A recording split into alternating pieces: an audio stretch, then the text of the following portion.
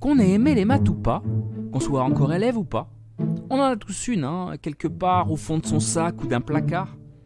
Elle a été l'objet de frustration, de soulagement, de rancœur ou de bonheur.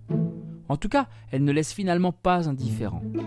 Elle traverse une partie de notre existence et c'est donc bien normal que j'y consacre un épisode de votre podcast de vulgarisation mathématique préféré.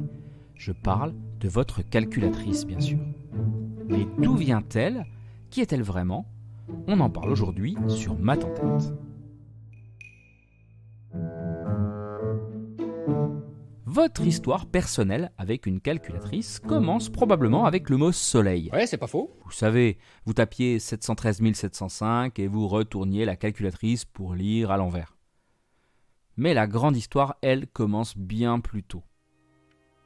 Dans un précédent épisode sur John Napier, l'homme à l'origine des logarithmes, je vous ai raconté comment ce dernier avait facilité la voie à de nouveaux types de calculs, grâce à ses tables de conversion logarithmique et à ses bâtonnets. Napier n'a été que le premier. On citera par exemple John Wallis qui, entre autres, a poursuivi le développement des méthodes de calcul basées sur ces fameux logarithmes. Si vous n'avez pas encore écouté le podcast concerné, il n'est pas trop tard. Mettez celui-ci sur pause. Allez, on vous attend. Ça y est ? Parfait. Bon alors soyons clairs, Napier n'est à proprement parler pas l'inventeur de la machine à calculer. Depuis toujours, l'homme a cherché à gagner du temps et du confort dans ses calculs pour optimiser son efficacité et son rendement. Et encore plus à l'époque de Napier où l'astronomie et la navigation étaient en plein essor. Des domaines où la manipulation de grands nombres était monnaie courante. Mais depuis l'aube des temps, on a compté sur nos doigts et puis on a rapidement instrumentalisé nos pratiques numériques avec des bouliers, des abacs, de manière à nous aider à fiabiliser nos calculs. C'est vieux tout ça. D'ailleurs, on a retrouvé en 1854 2 tablettes babyloniennes à Sankera sur l'Euphrate, datées de 2000 avant Jésus-Christ. Tablettes qui sont des listes des carrés d'entiers jusqu'à 59 et des cubes jusqu'à 32. C'est dire. En revanche, 1645 est une date clé. C'est cette année-là, quelque temps après la mort de Napier, qu'apparaît la Pascaline. C'est la première machine à calculer présentée au grand public. Et on la doit, vous l'aurez deviné en entendant son nom, à Blaise Pascal. La Pascaline ouvre le bal du développement des machines à calculer. Quand il la crée, le jeune Pascal a 19 ans à peine. Il voit son père, intendant, crouler sous les calculs de recettes fiscales et décide de lui venir en aide en fabriquant une machine capable d'additionner et de soustraire 2 nombres de façon directe. 3 ans de recherche et 50 prototypes plus tard, naissait la première Pascaline, suivie bientôt d'une vingtaine de versions plus abouties, toutes plus perfectionnées les unes que les autres. Et 30 ans plus tard encore, Leibniz reprend le flambeau en créant une machine permettant de faire des multiplications et des divisions. Et le spectacle continue. À partir de là, révolution industrielle oblige, l'explosion de la technique et du commerce accompagne de nombreux modèles qui commencent à fleurir avec les années. Charles Babbage, au début du XIXe siècle, eut l'idée de repartir du modèle de Leibniz, mais de lui adjoindre la possibilité d'effectuer des opérations tout en suivant un programme. Ça lorgne sévèrement sur notre ordinateur actuel, tout ça. Entre 1820 et 1940, des milliers de brevets sont mis sur le marché. Machines mécaniques, manuelles ou à moteur font leur apparition. En 1901, les premières machines à 10 touches naissent aux États-Unis, vagues ancêtres de nos calculatrices modernes. Le souci, c'est que tout cela coûte très cher. L'ordinateur, cousin de la calculatrice, suit une trajectoire un peu analogue, le volume en plus. Pour toutes ces raisons, ce qu'on appelait à l'époque calculateurs étaient avant tout des gens employés à vérifier laborieusement à la main des calculs très complexes et fastidieux. Je vous renvoie d'ailleurs au podcast « Les supercalculatrices de la NASA » que j'ai réalisé il y a peu et qui fait référence à ces petites mains au rôle ô combien vital mais souvent méprisé.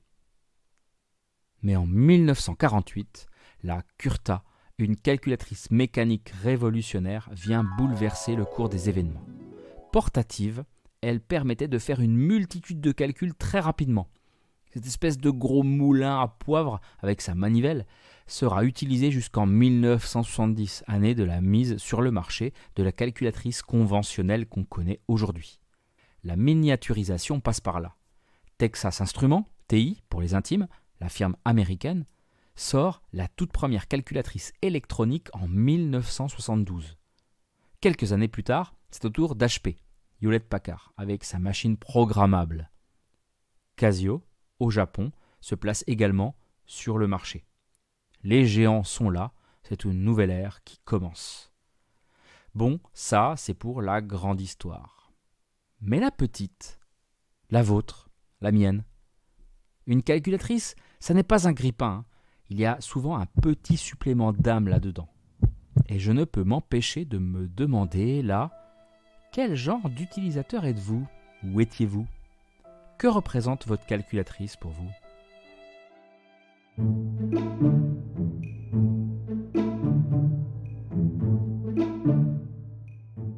Alors, vous faites plutôt partie de la team Casio?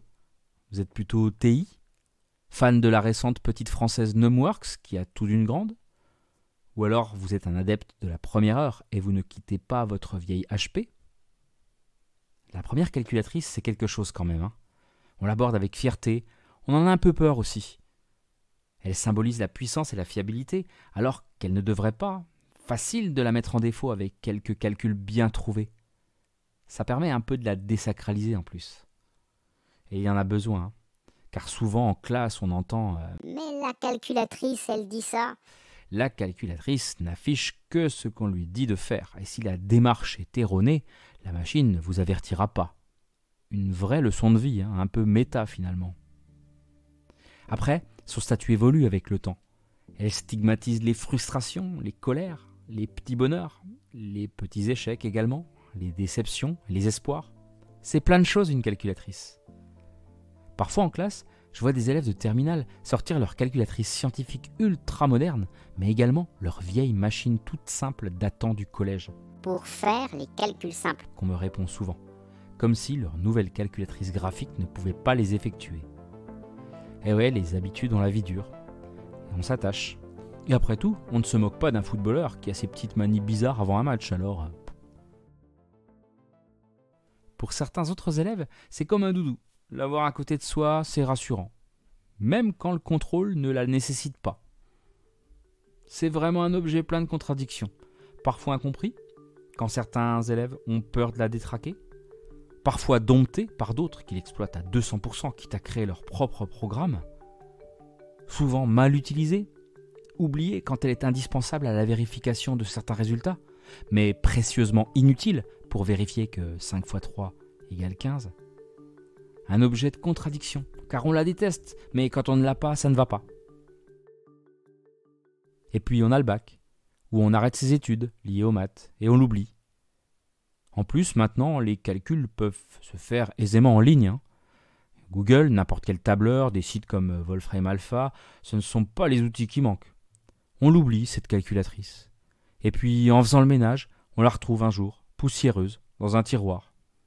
Mais elle ne fonctionne plus. Ça doit être les piles, qu'on nous dit. Mais rien n'y fait. Elle ne fonctionne vraiment plus. Mais on la garde quand même. On ne sait jamais. C'est comme un trophée d'une époque lointaine ou un souvenir précieux.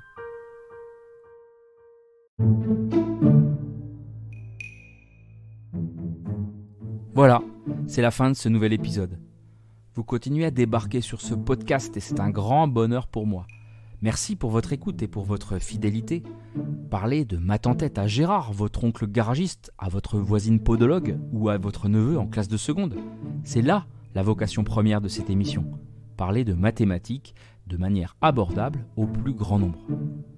Si vous possédez encore une vieille Casio FX 7000G ou une Texas Instruments Galaxy 10, n'hésitez pas à mettre 5 étoiles et un commentaire sur Apple Podcast, Spotify ou autre. Sinon, faites-le aussi. Le fait de soutenir mon travail m'aide beaucoup et permet à l'algorithme de recommander l'émission à celles et ceux qui ne la connaissent pas encore. Bon allez, Je vous laisse filer et remettre de nouvelles piles dans votre vieille calculatrice. Vous y trouverez peut-être des souvenirs coincés entre deux touches. Portez-vous bien et à très vite pour une nouvelle aventure mathématique.